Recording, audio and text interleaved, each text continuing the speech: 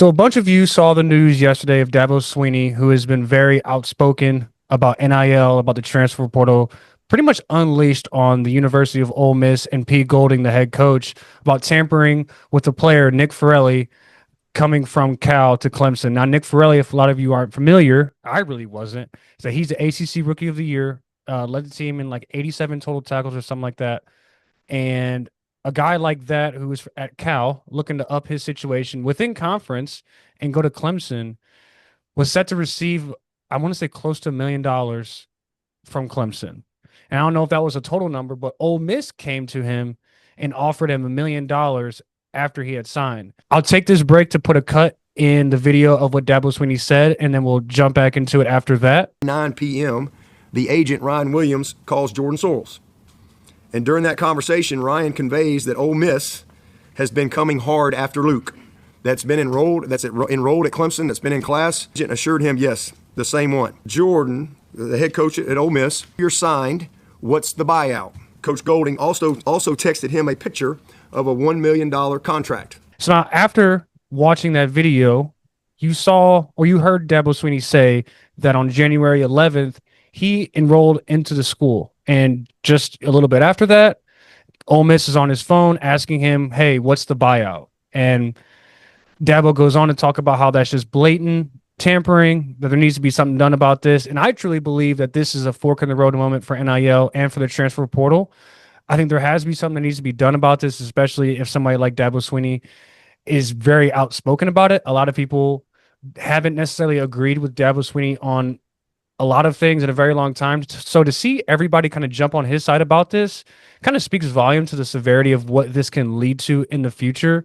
We will talk about NIL contracts and other things that come up and how tampering is very relevant even before the NIL era. But give me your thoughts on this situation, Evan, and then I'll give you mine as regards to Dabo calling out Pete Golding, and then what it means to actually tamper with some of these players who are literally enrolled at different schools. So I think that, to me, this screams Dabo Swinney behind the times. And I know that's not the popular take, but it feels like he is grasping at straws. Like, buddy, you've been late to the NIL transfer portal game for some years now. Had you been on it 2 or 3 years ago, you would know how to handle a situation like this. You would know how to lock down a player in this situation, and you let one get away. And so to me, it's kind of like he's crying as if I never wanted to participate in the NIL era of things, the transfer portal, and the way these guys are basically mercenaries. I've never wanted to deal in that, but I'm not winning enough football games, so I have to. And now that I don't have enough experience, I haven't been doing it a whole lot and haven't been doing it effectively, I'm now upset because of how the process actually works, how these things go about it. So to me, I don't give Dabo a lot of sympathy at all. I think that this is something that you need to be prepared for. Like, well, why not though? Because this guy is already enrolled. It'd be different if he, had a handshake agreement like, hey, I'm coming to Clemson. This guy is taking classes. He's, got a space in the locker room. He's got his name on the back of his jersey. He's got everything that he could possibly need at Clemson. Dabo Swinney, he bought a car. He's got an apartment. He's just getting settled in, and you're in class, and a head coach is asking you what's your buyout and is throwing money at you. I don't really think that's a situation that a lot of these coaches can be prepared for. It's a case of don't hate the player, hate the referee. What rules are being enforced? What rules are being held up? What rules is the kid actually breaking? To my knowledge, I don't think he's breaking none. He didn't break any rules, and I think the kid didn't break any rules, but I think that there needs to be some sort of like I said, a fork in the road moment where this needs to be the situation that is spearheaded by the NCAA. Now, the NCAA does not want to step in to NIL and all this because they can be sued, and there's a lot of things, a lot of wiggle room you have with NIL that the NCAA just doesn't want to stamp on because there's just too much chaos going on. And especially in this situation, because the NCAA does oversee NIL like we would want them to, they would have to step in and make a decision, which I don't think anybody wants to make a decision. But I do think that guys that are enrolled in schools, I almost feel like that should be the cutoff line for communication with that player. Well, how do you determine communication? Who's doing the communication? Yes, Pete Golding might have spearheaded this one, but for every time Pete Golding reached out to a kid, there might have been 4 or 5 boosters. or 3 to 5, individuals surrounding the program that could have And reached in this out. situation, Sweeney said that the agents were kind of going back and forth. When Clemson offers him, okay, you don't want to leave, or you don't want Ole Miss offers him, Clemson, offers him the $1 million, and then Ole Miss gets back on the phone and says, all right, we'll up it to 2 years, $2 million. Now this Mhm. kid is in his apartment, kind of just staring at the wall, thinking like, okay, I can be $1 million richer going to this school. Whereas I don't know what he's making at Clemson, but I doubt he's making $1 million. Mm-mm. And that's super enticing. And to put a kid in that situation to kind of, I don't want to say villainize him, but you're kind of weaponizing football fans against him for no reason, putting him in a position where he can't say no. And of course, he turns around and tells Dabo, hey, I'm going to actually re enter the portal because he went to compliance after telling Dabo he was going to stay. And so then Dabo gets news that he's in the compliance office ready to transfer. And so everything just kind of blows up. And to have a kid, basically, you're telling a kid, I'm keeping you to your word at, 19, 20 years old. I think that's irresponsible of Dabo. But I think Yeah. that there has to be a line that has to be created for the contact because the tampering is never going to stop. But when you're allowing athletic directors to say, well, that's just Pete Golding. I really don't know. I can't really speak for him. I can't really, govern what he does. I think that's an issue. It kind of is, but who's going to stop it? Who's going to step in? In our last episode, we talked about trends for the 2026 season, and I said lawsuits were going to lead the way. Yeah. And we're already kind of at the point where like we could see some sort of enforcement. The Darian Darian Mensah, Mensah, the kid at Duke, yep, Duke's trying it to sue just him. read my mind there. It's like Yep. in Miami, it's just like we'll pay whatever we got to pay to get the kid. We don't care. And so I think that these conferences have to come together and agree on something. And I don't know how because the kid technically Nick Ferelli could just transfer at the end of May to a new school. Like he could, we saw that from Colorado. One of the Colorado kids, like, or maybe it was a different university. He just like this NCAA denied his transfer waiver. Yeah. He just enrolled in the new school, and it's like, well, what are you going to do? Like, I guess he's just on the campus now. So there has to be some sort of rule where you can't leave once you're enrolled for 2 semesters or something, or you can't play football for 1 semester, like after leaving or something like that. I'm not exactly sure how you would enforce it, but the college football has no commissioner. There are no agent guidelines. There's no agent like representation organization like the NBA, the NFL has. And so you basically have all these loose cannons going off. You've got players with their parents acting as, you got uncles, Right. you've got siblings, you've got all kinds of things, and you've got real professional agents getting in this game, battling against people who this is like their third or fourth year having to deal with this. And so the players are going to keep whooping the system's ass until there is some sort of like hard set rule. But to me, I don't feel bad for Dabo. The only thing I don't like would be that the kid has seen the playbook. It's the only thing I Yeah. don't like. I don't like that he's gotten plays or he understands schemes and they put things in that obviously he'd be a huge part of. And now all of a sudden, like he kind of walks with that information. What if Ole Miss plays Clemson in the playoff? It's like, well, the kid's seen some things, I don't know how much, but he's seen. Right. That's the only thing I don't like about the situation. But to me, Dabo, you have to find a way to lock these kids in. If he's walking away from your university for an extra $1 million, then he clearly wasn't the kind of guy that you said you want to recruit for Clemson. Now, don't get me wrong, $1 million is enticing, and to kids who grow up in families who don't have those kind of resources, of course, you're going to want to pounce at that idea. But there are plenty of kids who didn't accept more money to go other places. We looked at Ty Simpson declining $6 million to go to the NFL because he's an Alabama guy. We saw Jalen Merrill do the same thing the year before that. So we've seen kids not choose the money and choose a school, and to me, it feels like, again, this is Dabo being upset about him not being good at the game anymore. 5 years ago, like it meant everything to be at Clemson. You were a Clemson football player. That said something about you, high character, kind That's a of good like Duke point. basketball, That's a like good high point. character. You're an incredible player. You're going to play in the league, but you're also going to be a leader of men for sure. And That's now you've lost that culture. And so you're playing mercenary, and then you're upset that these mercenaries are acting like mercenaries. That's a good point.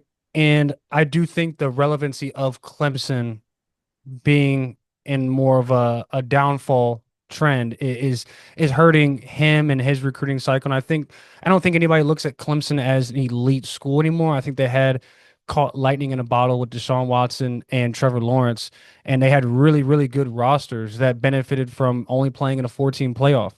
So, and just to touch back on our last video, I think both of us were kind of both in the right direction because I was talking about how players are going to be around these teams. They're going to be influencing these recruits and these transfer portal guys because Dabo Swinney even said that Jackson Dart was a part of getting this linebacker to come to Ole Miss. Trinidad Chambliss was in this guy's phone, sending him text messages and Instagram DMs, trying to get him to lure him to Ole Miss. So I think just for a split second, I think that there will be use for NFL players and old alumni to lure these guys in NIL transfer.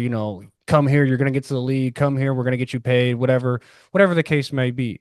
Now, do I think this is like the missing piece to Dabo's defense to stop them from what they gave up last year? No, one linebacker isn't gonna do that. Yes, that kid's gonna go anywhere and start, but I do think that you are on point with the fact that Dabo being behind the eight ball, not only with his roster, but with NIL and with the transfer portal, has hurt him. But I don't think we can penalize Dabo for trying to do the right thing because at the end of this, he is trying to report this to the NCAA. He is trying to make this an investigation. He's trying to make this a thing. And I think he's trying to take the bullets for a lot of coaches who are in a similar position as him, especially the coaches that are at these Dukes, the Cows, Boston College, Washington State, schools like that are hotbeds for transfers. You get to this level, and if you play really, really good, you have a chance to go to Michigan, to Alabama, to Miami.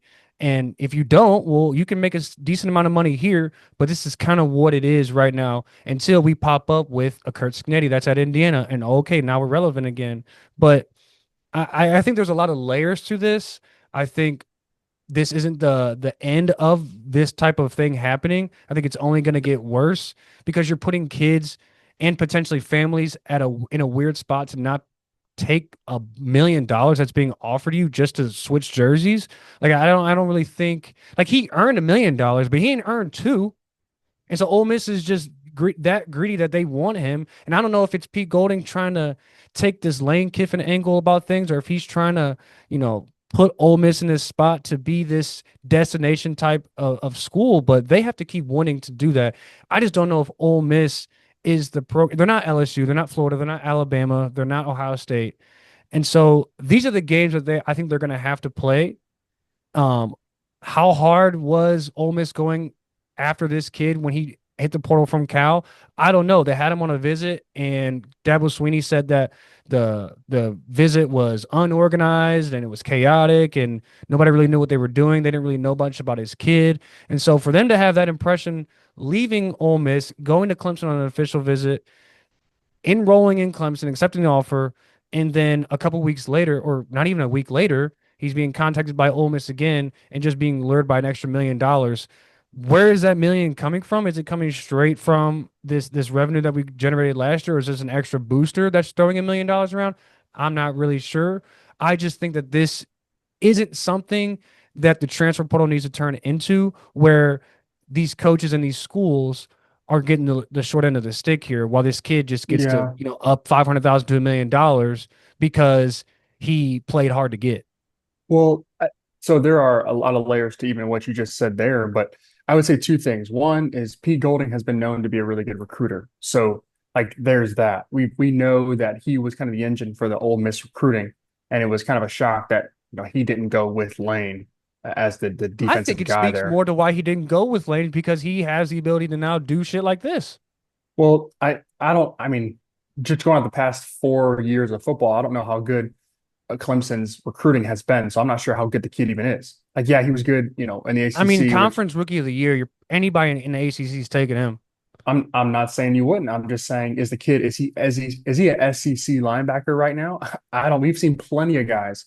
We saw a guy from Cal be the running back, Jaden Ott, transfer to was it Oklahoma? I don't Mhm. even know if he saw the field. He barely played, right? So like we got to slow down on these guys moving over. We don't know, So that's one part. The second piece is it is impossible because the way these kids are technically 1099, they're not employees of NCAA. And because of that, there are a lot of things that come into the picture that aren't enforceable. And I'll give you an example. There was a school for, we're talking about, Donnie, who reached out. And the way this process works is whether it's a booster of the school or an ex-coach or a former player or booster of around the program, reaches out not to our younger brother, but to the high school coach and says, "Hey, we heard Donnie might be looking to transfer. Here's $200,000." And Donnie wasn't even in the portal. He's playing. He's getting snaps on the. He wasn't going to redshirt. And so you've got that going on, and we're talking about a guy who most of America has no idea who he is.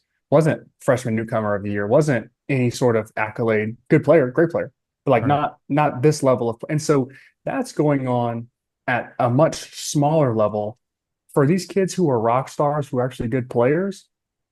It's got to be next to impossible for to even try and manage it. This is all happening through Twitter DMs and Right. text messages. This Yeah. isn't happening through an agent. It's not happening through some sort of official board. There isn't like you're not putting in waivers and claims and rights and all the way that the NFL works. This none of that happens. It's all just like Wild West. And as long as you can go from one school to the other, it's not that big of a deal. To me, the NCAA has to step in and say, look, you get one transfer and Yeah. that's it. You want to transfer again, you sit out a year. Now, whether that they make that an 18-month rule or they make it a 1 year rule, or it's you get one transfer per year, four or John 5 years. Calipari, he came out and said something similar. You have 5 years to play four. And if you play all four at one school, we'll grant you that fifth year. And if you transfer once because your coach is fired or what happened, then you get that free transfer. But if you go to another school and the coach gets fired there too, you want to transfer, you get that extra year, but you have to sit out one. And Which I which think that's smart. is totally fair. But how the NCAA has not won a lawsuit, and so you have to question like what the validity of the organization even is. Like what power do they have? We saw Trinidad Chambliss got denied his eligibility, and then he's like, I'm just going to go to the courts, and then he's probably going to win, and he'll get granted that next year of eligibility. So there are so many of these things where like who's enforcing the rules can't even really enforce the rules. They're just like a ranger security guard or something. It's like Right. they can't arrest you. They can't put you in jail. They can't do anything. So it doesn't matter. There are no rules in this game, to which makes it kind of fun, but also like very hectic. And I understand Dabo's frustration, but to me, as somebody who he was like poo-pooing the transfer portal and teams who were, Yes. missionaries, and like these kids don't have no loyalty. And it's like, okay, so you're hating on that. You lose enough games, you have to come around. But because you haven't been around, you don't know the rules of the game. And you lost to the game. You didn't lose to Ole Miss. You didn't lose to Nick Ferelli. You lost because you don't know how to play the game. And to me, I don't find that excusable because this is the new era of football. And to tell you the truth, he might have been doing some things that the Nick Sabans, Kirby Smarts of the world might have been doing before NIL and transfer portal to get guys there. And so now that you can't do that, you don't have that little bit of edge to get an additional kid or two to land a Trevor Lawrence or Deshaun Watson, to land a T. Higgins. Now all of a sudden you're falling behind the eight ball. And so I get the frustration, but don't cry because everybody's going through this. Every team is going through this. Everybody loses a guy they thought they had. These kids are signing, with school into their junior year. Last second before signing day, all of a sudden they're going somewhere else. Mhm. So this is just the way the game is played, and he's not a very good player of the game. And so his complaining to me is kind of annoying because everybody knew, buddy, you need to come around here. So So let's say the NCAA does do something about this, and they say that there's level one tampering and level two tampering, literally according to the NCAA, like right now in the rule book. Let's say this I'm sure would be a level two violation, considering the kid is on campus, you're luring him with literally dollars amount, whatever. What would you say that the penalty for Ole Miss would be? loss of 10 scholarships.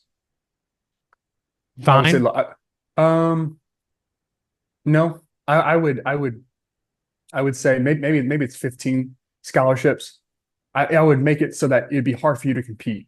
Like you can't, the fine is anybody with an auto dealership in the nearby town can pay you some cash. An old alumni can pay you. Mark Cuban could have paid this off, Right. for $1 million fine. You have to literally like make it so that it is difficult to compete because if it's hard to compete when you get hit with the tampering I guess Yeah, fine, then people won't do it anymore, right? people won't do it anymore. You won't have enough players on your team. Like it will be a detrimental blow to get struck by something like this. But here, let me pose you the question because, like, on a separate related note, I'm going to be very cautious about how I word this. But we know a guy who transferred from a university and was looking to find a home, and somebody very close to that individual was doing all of the reach outs for him for potential suitors while the season was going on. So coaches could not reach out to player, but person close to player could reach out to all the coaches and like try to find a destination before he left. Right. Try to I guess, juice up some engagement and some interest for this player. What do you do in that case when it's a, let's just call it a friend is reaching out on behalf of a friend to these schools before the kid's even in the portal? What do you do then? What do you do when it's the car dealership guy or the guy who sold his business is now reaching out to kids directly on his Twitter or his Instagram or what, or his son's reaching out and saying, "Hey, you come to our school, I've got $2 million." Like, who? How do you enforce this? Well, I How think do you get in front of this? I the problem is that like you're almost at not for the FBI to get involved, but like there needs to be like phone tapping for that to like really be an actual sanction, an actual thing. Like you need to see legit emails and money wires and text messages for you to be 100% factual. Like, hey, this guy did this because in that situation that you brought up, I think that's been happening for a really long time. And I think that Mm-hmm. now you are able to add money into this situation. You are getting a lot of guys that are around, week 7 and week 8, and things are either not looking good on the field or things are not looking good in the bank account. And it's time to start looking elsewhere. And I think a lot of times it's very easy to poach these guys that are in these middle of the road teams that are not going to compete for a championship. You're not going to have the team success for you to win any individual awards. So let me get Darian Mensah from Duke, where if he goes to Auburn or he goes to Texas Tech or wherever he goes, there's more than just money, but your like reputation and your football career and the projection of you as an NFL player can all of a sudden change if you come here. Now, it might be the middle of October. And if that kid decides to answer that DM or answer that text message or answer that email, then I think it then becomes a sanction that you level on the player itself. I think it's very irresponsible for the NCAA to put a sanction on a university when you have a situation where a kid is doing his own tampering, a friend is doing his own tampering. So do we penalize? Do we fine the kid? Do we tell the kid he's got to miss 2 or 3 games? How do we do it? Because if the university comes out and they're like, we had no idea that this was happening. This kid was in class. This kid was going to workouts. This kid was doing everything by the book that we wanted. We had no idea that he was involved in this. Do we penalize the kid and the old other school? Like in this position, will we penalize the Luke kid and Ole Miss? Or do we just penalize Ole Miss and then the kid still gets his $2 million? Because I don't think that's necessarily fair for the school to be able to bite the bullet and the kid still gets his money. Of course, he's still going to go there.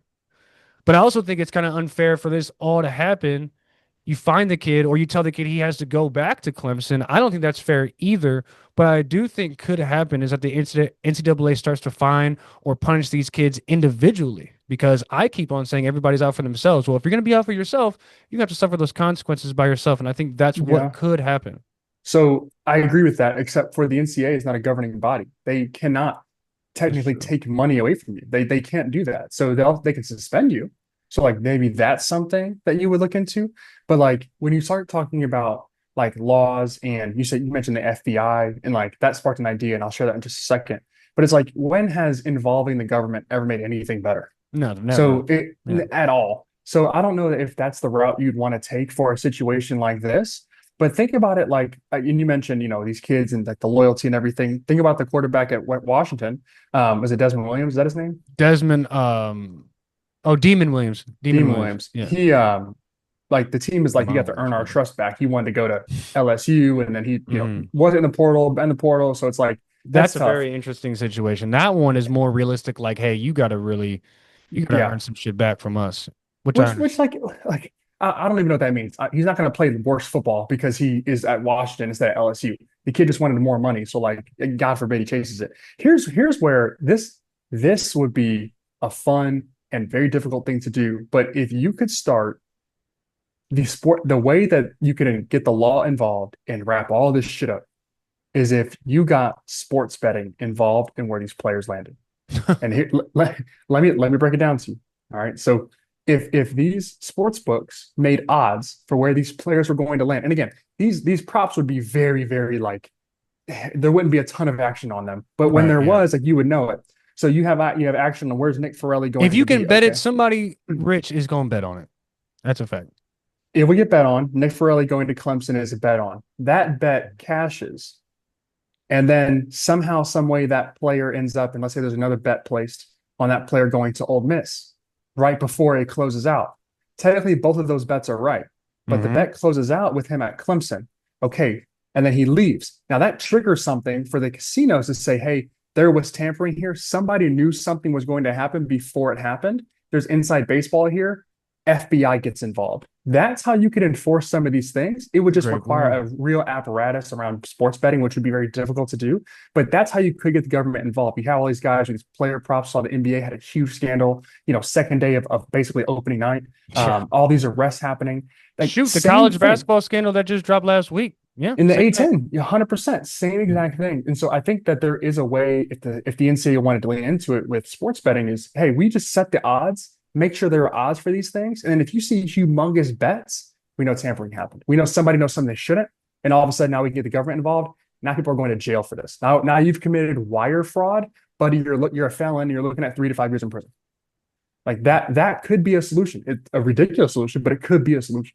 Yeah, I mean the NCAA has kind of lived off of extreme ridiculousness for forever, ever since we've known the NCAA. So that wouldn't be far fetched for them to implement something like that. I actually think that was a really, really great idea. I didn't know where you're going with the whole betting thing, but yeah, I mean that's as clear as the tampering is with the text messages that Luke Ferelli and his agent sent over. I think that's just as clear what will be happening if you were allowed to bet on it. And the thing is, going back to that situation before we wrap this up, is that the agent and the player kind of colluded against Clemson. So I don't know if this goes back to like the punishment thing. Like, do we punish these agents? Do we punish the school? Who do we punish in this situation? I think that's the question that everybody wants to ask is that are we punishing the kid? Are we punishing the school? Or are we just leaving this alone? Because if we leave it alone, we know what's going to happen. When we punish somebody, then we can actually do something about it. And so I think that's the overall question that everybody wants to hear. I think the schools have to be the one that get punished. There has to be scholarships lost. It cannot be money. We've seen big corporations commit heinous violations, $100 million fine, nothing. They don't even blink an Wipe eye. their They'll do it ass with again. that. Right. So I think the schools have to lose scholarships in like not just football, like football, Mm, basketball, gymnastics, women's like golf, women's volleyball. Like everybody has to suffer so that you are like a villain at your university because of this thing that you did. This facts. cannot happen. Everybody has to be on the same page with this. We do not tamper. We do not play Mhm. around with this because we will all get cut. And now the entire sports division of our school shrinks a little bit. Enrollment comes down a little bit. Now there's a scarlet letter over our university because of you and what you did. I think you have to blame the schools and take scholarships away.